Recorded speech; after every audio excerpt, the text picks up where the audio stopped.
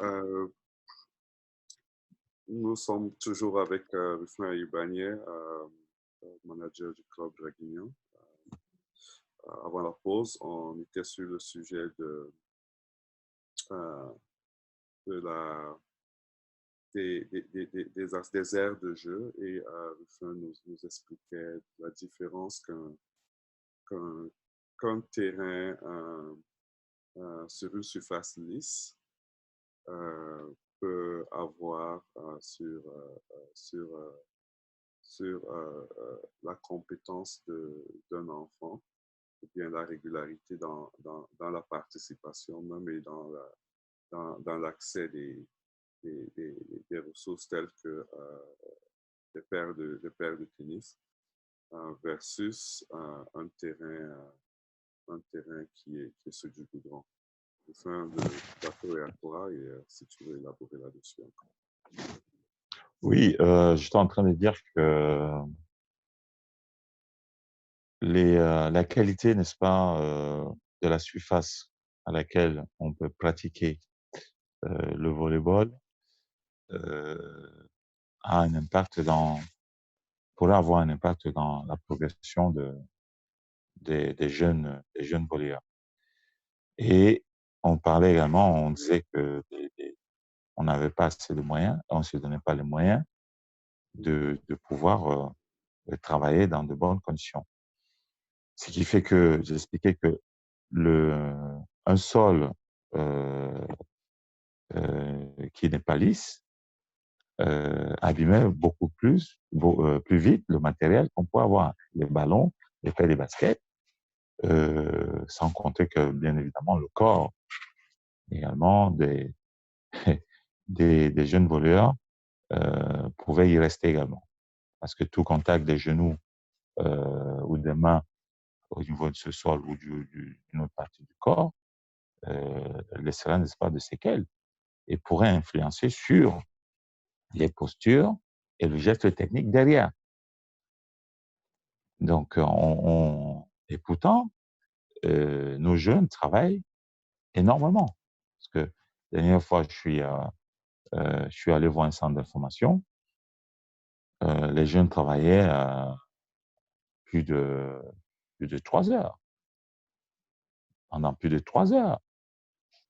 Donc, moi, je me dis, quand je vois comment est-ce que les jeunes de chez moi progressent en travaillant sur la semaine en 3 heures, et que les jeunes sur place en une séance font 3 heures, en deux séances sont à 6 heures. Donc, en deux séances d'entraînement, là-bas, ça représente 2 semaines d'entraînement chez moi.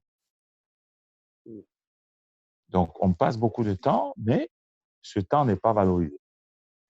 Ce temps n'est pas valorisé et c'est pour ça que, certes, on va progresser parce que, mine de rien, on a quand même de bons formateurs, mais les infrastructures on ne se donne pas tous ces moyens de pouvoir avancer par rapport aux efforts fournis. Ça, c'est un aspect, euh, pour moi, qu'on devrait résoudre très rapidement. Ça nécessite pas des gros moyens. Lisser un terrain, l'espace, on a l'espace. Encadrer un terrain au niveau du temps également. Donc, dans certaines discussions où j'expliquais aux gens que on a un groupe, souvent, c'est très souvent le cas, on a 15-20 gamins. Il y a 6 ballons. J'ai touché le ballon et j'ai touché le ballon en moyenne toutes les 3 minutes. On joue dans un espace ouvert. Lorsque le ballon s'éloigne, ça nécessite de prendre beaucoup de temps pour aller récupérer le ballon. Donc, c'est un arrêt, ce qui fait que on touche très peu le ballon, il n'y a pas de continuité. Ça, quand on regarde même nos équipes nationales, tout se joue dans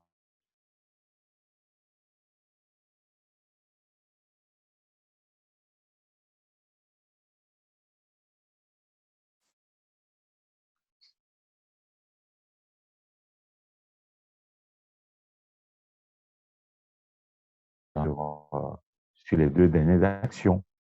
On sera moins rigoureux sur la première action, le premier contact. C'est les 2 derniers contacts qu'on va le plus regarder. On sera beaucoup plus focalisé là-dessus. Et c'est pour ça que sur le plan international, on va constater qu'on va performer. Généralement, nos joueurs vont performer dans ces 2 domaines. Ça sera sur le deuxième contact et le troisième contact. Le deuxième contact, c'est la passe. Le troisième contact, c'est la frappe de balle, le smash, l'attaque. On va constater que ceux qui sont allés le plus loin, pour la grande majorité, ont toujours évolué dans ces 2 secteurs. C'est exceptionnel. Aujourd'hui, on retrouve c'est quand on regarde le volleyball de haut niveau, il y a un Camerounais qui excelle sur le premier contact. Un seul. Moi, j'en connais pas d'autres. Moi, j'en connais seulement un. Donc, s'il y en a d'autres, je me perds de citer le nom pour ne pas choquer d'autres, s'il en existe. Mais moi, j'en connais qu'un seul. Dans la génération d'avant, il y avait un autre. Mais quand on va parler du troisième contact, j'ai l'impression qu'on va citer tous les Camerounais qui ont eu la possibilité d'aller évoluer à l'étranger. En termes de troisième contact, on va performer. Mais simplement parce que le matériel, les infrastructures ne nous aident pas à performer dans ce domaine. Ça, c'est un problème. Le deuxième, c'est la salle. Parce que le volleyball qui est pratiqué à l'extérieur n'est pas le même qui est pratiqué à l'intérieur. Manuel, rappelle-toi, quand nous, on a eu la chance d'aller discuter les championnats sur le plan continental, il nous fallait toujours un temps d'adaptation sur le volleyball pratiqué en salle. On avait l'impression que c'était un autre volley. On avait l'impression que c'était un autre volley. Et c'est pour ça que nos coéquipiers qui étaient en charge, n'est-ce pas, de ramener les ballons, c'est-à-dire qui étaient en charge de la réception, étaient très souvent mis en difficulté. Parce qu'on avait l'impression que le ballon arrivait beaucoup plus vite. Ce n'est pas l'impression, c'était le cas.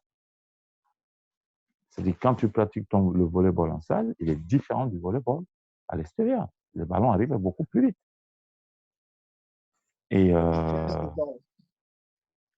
pardon, je n'ai pas suivi. Non, je dis la vitesse de balle. Oui. La balle arrive beaucoup plus vite. Et que ceux qui ont l'habitude de travailler en salle, non seulement il y a cette habitude avec le sol, ne pas être gêné par rapport aux appuis, par rapport à beaucoup de choses. Et il y a les lectures de trajectoire, donc la vitesse de la balle, qu'il va falloir que nous, on s'adapte. Le temps de s'adapter, les autres ne vont pas nous attendre. Les autres avancent. La compétition est finie et la compétition est terminée. Voilà. C'est pour ça qu'à chaque fois, on partait toujours avec un sentiment amer, se disant, yes, on n'était pas loin. Mais bien sûr qu'on n'est pas loin. On ne gagne jamais.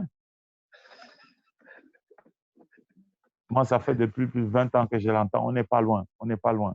On n'est pas loin. On n'est pas loin. On n'a jamais gagné. On n'est pas loin. On n'est pas loin. On n'est pas loin. On ne gagne pas. Mais c'est tout ça. C'est tout ça. Bon, aujourd'hui, on a un peu plus de salles au niveau du Cameroun. Donc, je pense que les stages, je ne sais pas comment ça s'organise. Si les stages sont organisés dans ces structures, ce serait un avantage. Et je suis très content que tu fais cette connexion-là. Parce que, par exemple, quand moi j'ai joué, c'est une connexion que je je ne faisais pas, tu vois, un peu l'impact de ma surface d'entraînement, que ma surface d'entraînement a sur ma performance lorsque je vais jouer contre des personnes qui sont habituées à jouer en salle.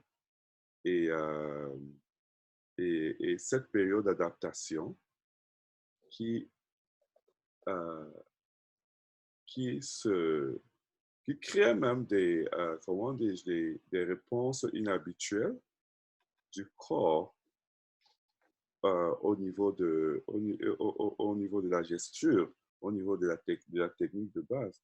Et cette adaptation-là se fait lorsque tu es en compétition. Donc, ce que moi, je t'entends dire, c'est peut-être avant ça, même comment dire, ça explique pourquoi en équipe nationale, on peut être fort, parce qu'on a peut-être des joueurs qui sont exposés à ce genre de surface d'entraînement qui viennent d'Europe. Mais on est toujours, au niveau des clubs, on ne dépasse pas la 3e place. Ah oui. Parce que tous les autres clubs, peut-être du Maghreb et consorts, seront devant nous. Et puis, on va arrêter un club du Maghreb qui n'est pas assez techniquement fort. Pourtant, on a des capacités physiologiques qui nous permettent de pouvoir dominer. Je pense que c'est très important d'insister là-dessus parce que ça démontre qu'il n'y a pas seulement le jeu du hasard. On va gagner une fois peut-être, mais sur le long terme, on ne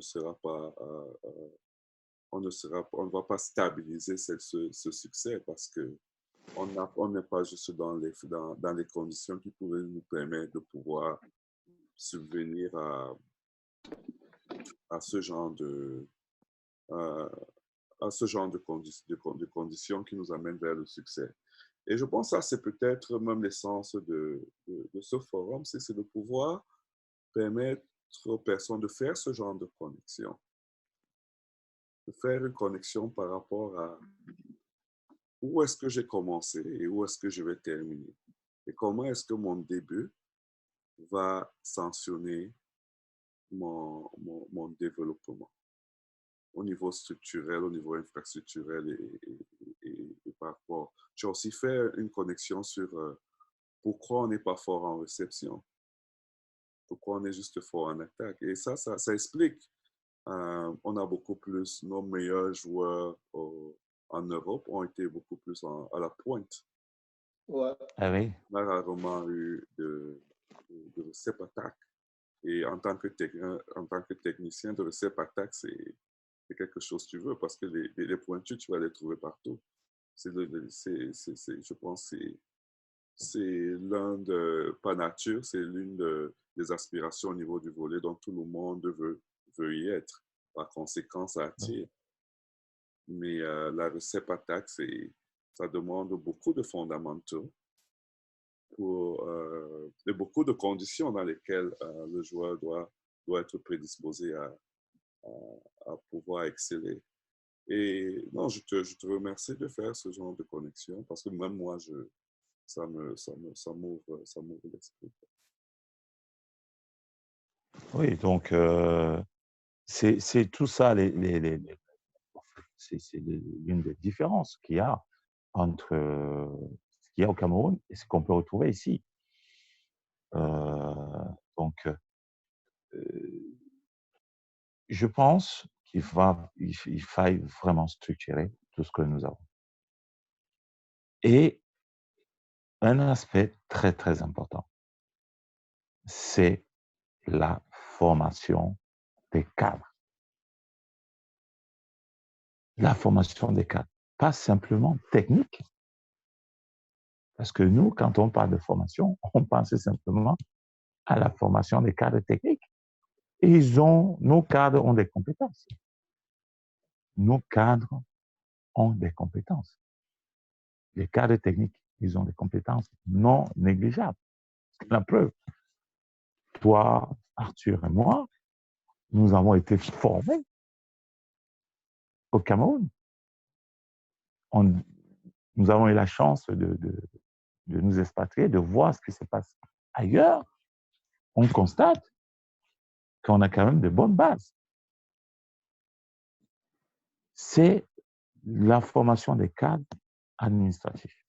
Parce que si on pense à former ces personnes, on pourra avoir des infrastructures. Parce que le gars qui est président d'une association, s'il ne sait pas qu'il a le droit d'aller faire les démarches auprès de sa commune, s'il ne sait pas qu'il doit se donner les moyens, c'est-à-dire trouver les moyens pour avoir un meilleur terrain, que le sol sur lequel ces joueurs s'entraînent n'est pas bon. Si il veut vraiment faire des économies, parce que il serait difficile de faire plus d'une saison avec un lot de ballons au Cameroun. Nous aussi, les saisons, on en fait, surtout au bas niveau, tu peux en faire 10, 15 saisons avec les ballons. Parce que la structure fait que le ballon ne pourra pas s'abîmer. Il ne va pas s'user. Il va peut-être, bon voilà, changer d'aspect. Parce que, bon voilà, c'est comme l'être humain. Plus j'avance et plus je vieillis. Donc, le ballon va simplement changer d'aspect. Et on parle des économies, on parle des moyens. Ça aussi, ça en fait partie. Parce que si, toutes les saisons, il faut sortir beaucoup d'argent, il faut obtenir, il faut avoir beaucoup d'argent pour les ballons. On a beau avoir les meilleurs ballons du monde, mais si on pratique sur des terrains pas couverts, ces ballons ne pourront pas tenir. Emmanuel, toi et moi, nous sommes mieux placés pour le dire. Parce que nous, on a la possibilité, une fois, de ramener les ballons neufs. Au bout d'un mois, parce qu'on s'entraînait quand même régulièrement, pratiquement tous les jours, au bout d'un mois, les ballons avaient changé d'aspect. Où on a commencé à s'intriguer, c'est toi qui as donné le ballon, parce que tu frappes fort dans la balle, parce que ci, parce que ça. C'était simplement le contact du ballon par rapport avec le sol. C'est-à-dire qu'à chaque impact qu'il y avait, le ballon, il essaie de sa peau. À chaque impact, le ballon, il essaie de sa peau. Ce sont les différences. On va se plaindre qu'on n'a pas les moyens, et pourtant, moi, je pense qu'on a ces moyens, mais on ne les utilise pas au mieux. On ne les utilise pas. Qu'est-ce qui empêche certaines structures, je vais citer les noms, certaines structures d'aménager les différentes aires de jeu? Qu'est-ce qui va empêcher l'armée camerounaise d'aménager les différents terrains qu'ils mettent à disposition, de les couvrir même? Qu'est-ce qui va empêcher la commune je ne sais pas, de Yaoundé combien, qui s'occupe du terrain de Messa, de couvrir, de mettre un meilleur sol qu'il y a ce qu'il y a? Ben, je pense que certains élites ont pu aménager le terrain de Messa, n'est-ce pas, avec certaines photos que j'ai vues passer. Je pense que ça a été aménagé. Mais est-ce que ça relève de la responsabilité de ces différentes personnes? Donc, ça va toujours être au bon vouloir de certains individus. Donc, former les cadres pour que ces cadres puissent aller revendiquer ou aller défendre, ou aller réclamer, aller trouver les financements pour pouvoir avoir de meilleurs matériels. Former les cadres pour pérenniser les différentes associations, les différents clubs, les différentes équipes. Former les cadres pour trouver les meilleures informations et communiquer avec les cadres techniques. Former tout ce beau monde et nous allons performer. Donc, c'est les différentes, c'est ça, ce sont les différences qu'il y a entre là-bas et ici.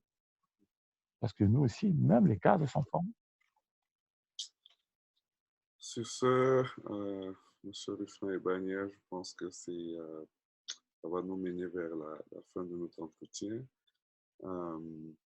Je voulais juste te demander quel est ton souhait pour le volleyball camerounais? Ben, mon souhait, il est très simple, hein. C'est de voir, le volleyball camerounais au plus haut sommet. C'est de voir ce volleyball qui suscite beaucoup d'interrogations sur le plan international. Parce que sur le plan international, les gens s'interrogent énormément sur le fait qu'on n'arrive pas à s'imposer. Et pour que ça arrive, il faudrait juste repartir sur les bases, avoir de bonnes bases. Je reste persuadé que nous avons les moyens de pouvoir performer. Ça, c'est mon plus grand souhait.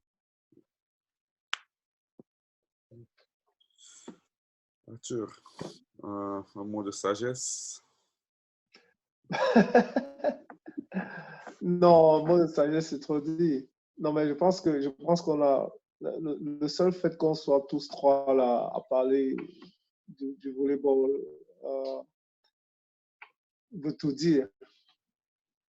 Tu vois, ça veut tout dire. Nous avons tous cette envie comme l'a dit Ruffin, de voir le volleyball camerounais au plus haut niveau. Dernièrement, au dernier championnat du monde avec les filles, ça faisait très très mal de les voir jouer bien, mais de ne pas pouvoir gagner. Tu vois, elles jouaient bien, mais on sentait qu'il manquait quelque chose, un petit truc pour qu'elles gagnent des matchs. Donc, et comme il a dit, ça part de beaucoup de choses, ça part de la base. Ça part de la base. On a beaucoup de chemin à se faire, à faire à ce niveau-là. Et l'une des formations dont il parlait, je crois qu'il parlait par rapport aux encadreurs, je crois que c'est au niveau du business administration.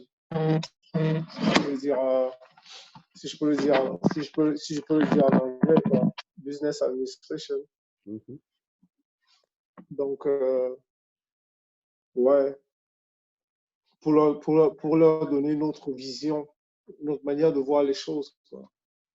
Mais pas forcément aller s'asseoir en classe, dans une salle de classe pour le faire. Non, il y a des toutes petites formations de rien du tout. Donc, mais bon, moi je croise sur les doigts. Moi je suis un rêveur. Je croise les doigts et je sais qu'on y arrivera. Je sais qu'on y arrivera. Mais merci Ruffin, c'est un plaisir de t'avoir. Le plaisir est partagé. Je remercie Emmanuel également d'avoir pris cette initiative. Et ouais, j'ose espérer que mon expérience pourrait être utile dans le volleyball camerounais. Hein. C'est mon objectif et je suis prêt, n'est-ce pas, à récidiver si sollicitation à une autre interview. J'aimerais également qu'on parle de l'organisation des différents championnats. L'organisation des différents championnats, parce que ça aussi, ça contribue à développer. Ça peut contribuer à développer le volleyball camerounais. Parce que on est beaucoup plus focalisé sur le championnat senior. Senior, que ce soit championnat, on va dire, des jeunes seniors et des loisirs. Donc, après un championnat de jeunes, c'est rare, c'est rare. Donc là, j'ai vu dernièrement qu'il y a eu un regroupement des cadets, je crois. Mais je pense qu'il y a la possibilité de faire beaucoup de choses. De faire beaucoup de choses. Et souvent, voilà, on va se bloquer quand on veut voir les choses sur l'aspect national. Commençons déjà par nos différentes provinces. Si on arrive à développer, à refaire, à refaire vivre le championnat dans les différentes provinces, ce serait pas mal, notamment sur les plus petits. Les plus petits. Donc, commencer avec les championnats des plus jeunes. Et je ne sais pas qui est en charge de l'organisation technique à la fédération. Je pense que s'il y a la possibilité, n'est-ce pas, lorsqu'il y a, n'est-ce pas, de telles formes, de mettre à contribution un représentant de la fédération ou des représentants des différents clubs. Je pense que ça peut être bénéfique. Partager nos idées, partager nos connaissances. Si déjà nous, on arrive à discuter de ça, on pourra, n'est-ce pas, prendre de bonnes décisions.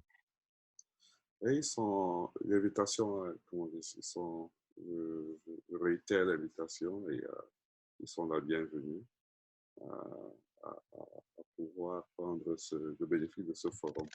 Bon, ça, c'est un autre aspect. Peut-être qu'il va discuter un autre forum dans une ligne plus bien précise. Ben, je voulais déjà aussi te remercier et t'encourager dans ton ascension, voir des personnes comme toi à des positions de leadership dans des contextes comme celui dans lequel tu évolues sont rares et encourageants. Ça veut dire qu'une ville, une structure a reconnu des compétences non simplement sur le plan technique, professionnel, aussi sur le plan leadership et te donner une responsabilité pareille devant des valeurs des valeurs intrinsèques et des compétences que tu as. Donc pour nous, c'est une inspiration et savoir qu'on a des personnes ressources comme toi, ce serait, comme je l'ai dit au début, ce serait malfaisant de ne pas les activer. Une fois de plus, je te remercie et je te souhaite une très bonne fin de semaine. Sur ce, notre conversation avec Ebanye s'achève et je à notre échange.